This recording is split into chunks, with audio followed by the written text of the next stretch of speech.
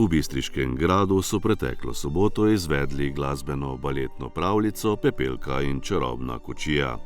Obiskovalci so do zadnjega kotička napolnili viteško dvorano. Namen baletne pravljice je med drugim oživiti slovenske gradove in dvorce.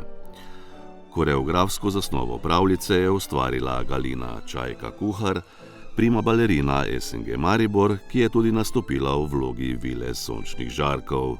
Glasbeni del in avtorsko zasnovo pa sta oblikovali Inga Olokina na violini in Olga Olokina na klavirju.